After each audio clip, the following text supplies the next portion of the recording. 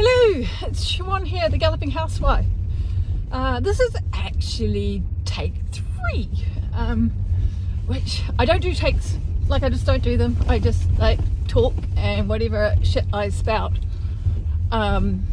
is what goes up, because that's part of the whole point of this exercise for me, is to be visible and out there, and just put my stuff out there without having to get it honed and get it perfect for you, because there's no such thing as perfect, and it's more about getting the message out. Only this morning I went out and I'm on my way to the yard. I'm going to pick up Mitch. I'm going to take him up to Wipers at Glasgow University. This is to see the specialist and hopefully get a decision made as to what we're going to do next as far as procedures goes, and also prognosis, because I still don't have a definitive prognosis for him as to what they expect his chances are of continuing on as a competition horse. So it's a big deal, but it is what it is, so there's no point getting shitty and upset about it, or stressed about it. I'm just going to take him up there. Hopefully he will load, because he has decided, with all this backwards and forwards to the vets, that going on the trailer is not his idea of fun. He was previously an excellent loader, still is a really good traveller, gets on and paws a bit when he first gets on, but then stands like a rock for the trip and is quite happy to wait when we get there as well. So that I don't think that it's going to be an ongoing problem, but we have been having issues with getting him on board, and he just stands there and says no. It's not like he's dirty about it, but he is. And one of the things I've learned over these last couple of weeks is that he is not a horse that you can make do anything. Had that a little bit under saddle. His grandsire is a horse called Sandro Hit, which if you guys are into dressage at all, you will probably have heard him referred to as Sandro Shit. They are well known for being a little bit pig-headed, so a little bit stubborn. They have they just have a different way of looking at things, which is cool. It just means that you need to get these horses on side before they will do anything for you. I mean, Mitch has got a great nature, so yeah, it'll be, when we get all through this, if we get through this, then I have no doubt that he's got the sort of character that's going to take him a long way. But anyway, got in the car, came out the driveway, started recording, and one of my alarms went off, which is a pain in the ass, because it stops the videoing on iPhone. So if whoever is the iPhone software creators out there, can you fix that? Can we just have the recording still going while the alarm goes off? We can turn the alarm off and keep going, because that's a pain in the ass. And then I started re-recording, and I suddenly realised that I'd left Mitch's passport at home, and so had to go back and get that. So anyway, fortunately I have left enough time to do everything that I need to do today. I have obviously I left a lot of time for the loading or not, and I've also I have left enough time just to get them ready and everything like that. So getting out there, aim to leave a little bit earlier than usual, so that's cool. So I'm on, like I said, on my way there. That's it for today. I have had an absolutely god-awful run of stuff going on with my tech, and I'm finally back on board with it, but not everything. Still got some things that are not actually functioning as they should, and it's really bizarre how, well, it's amazing. It never ceases to amaze me how reliant on these things that we've become. And actually that was partly what I was going to talk about today, because just talking about social media and the amount of impact that it has in our lives. And I'm not going to be going into the whole sort of comparing ourselves with each other, and the negative impact that it has on our can have on our psychology and our mindset, and the pressure that it puts on some people. I mean, that's relevant and it needs to be discussed, but what I am going to talk about is actually some of the more positive sides of things, about the the connections that we have made over the over the years. And I mean, I was a reasonably early adopter of the internet, mainly because I had come back from the States, and I had I also worked in New York 95, 96, or was it 94, 95? One of the two. I think it was 95, 96, and I come back from there, and people were starting to communicate electronically. I still remember my seeing my first text message. The old SMS, the Nokia phones that you had to press everything 3 times for different letters. But anyway, but people were starting to communicate electronically, and I'd been given an email address, and I didn't have one to communicate with this person, and I thought, actually, I could see that it was going to be the way forward, the way of the future. And I had some other friends in America, mainly in America, I had a couple in Europe as well, that I wanted to keep in contact with on a more regular basis than writing letters, or more prompt basis than writing letters.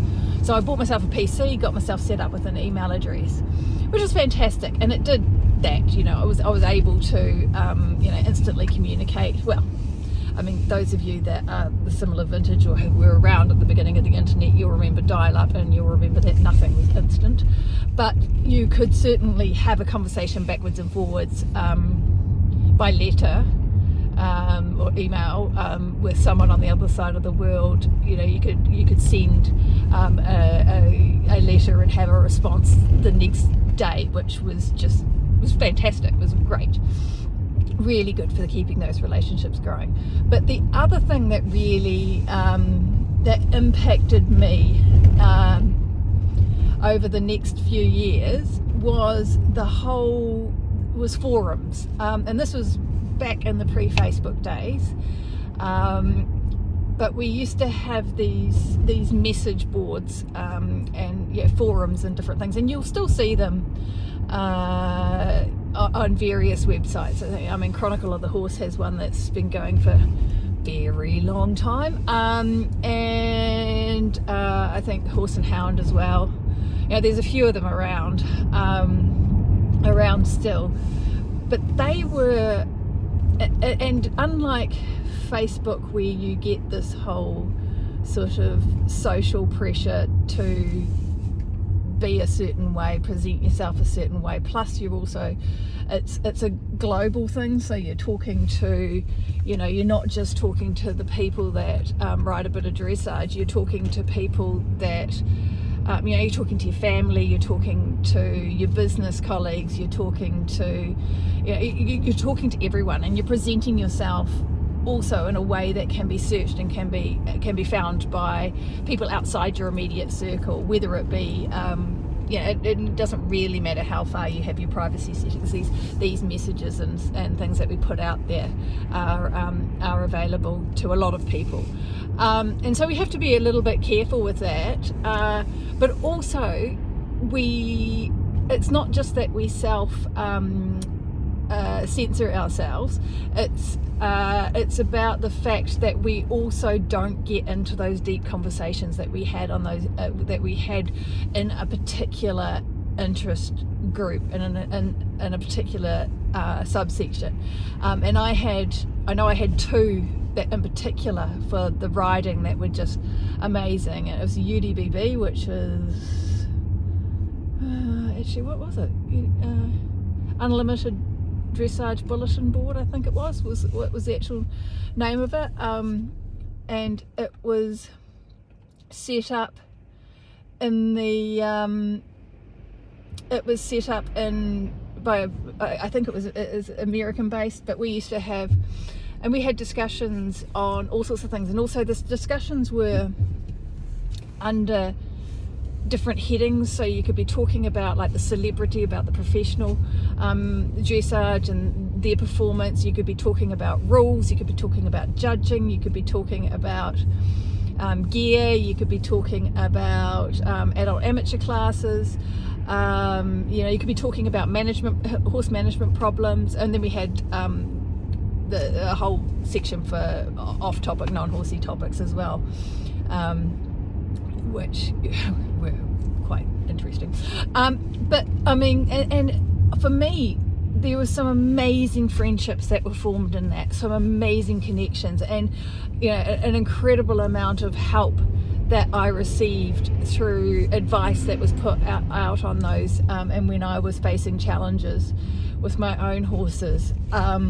And the other one that I really liked was actually a single bulletin board that we had on a site in New Zealand called horsetalk.co.uk. I'm so used to saying .co.uk, .co.nz. And the bulletin board there, I mean, I made lifelong friends out of that, and some really close people. I found my husband a job. I know that sounds weird, but a husband, job, and wine, and just made some incredible close friends through that board. And it was a way of connecting us when, like I was living in rural Canterbury when I joined that board, miles out from anywhere. And, I certainly met some great Cantabrians while I was there, but also I met some people in the North Island, so that when I moved up to Cambridge, while still on the board, I had a network there already. And the other one that I found was really good was there were when I was pregnant with my first child, because I was a solo mum at that point, or I was single and pregnant, and had limited support. My family lived a long way away from where I was, and again I lived rurally, but there was another American board called Parents Place, that had various subgroups within that, but was just amazing for advice. And there was all sorts of stuff. People a bit with solo mums, the different pressures that had, and also there was a Kiwi bulletin board there. And again, I mean, I made some incredible friends there, that ended up being, true in real life friends. I had, one particular friend, her and her family, we ended up holidaying together for years.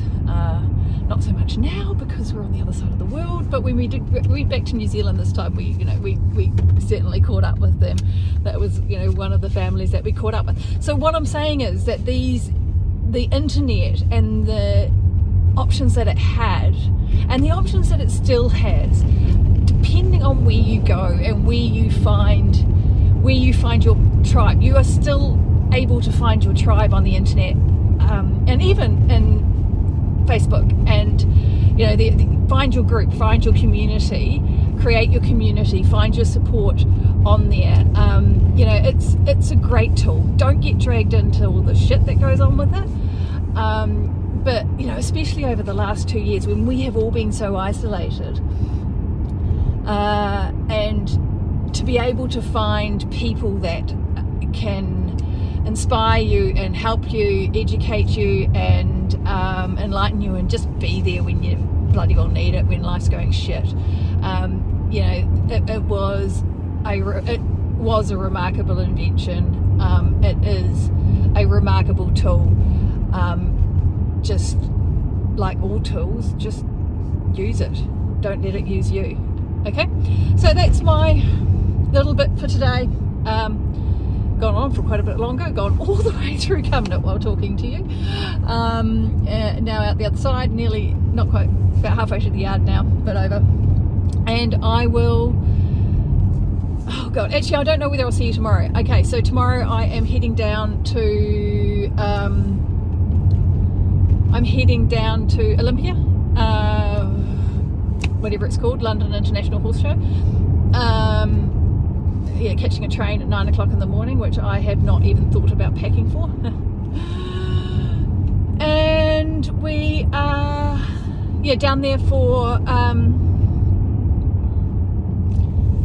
2 nights, and we've got the hospitality at the show. So I might actually log on and take you for a drag around the show, just to say hi and see what it's like, for those of you that can't make it there. And so I'm not going to be back out to the horses.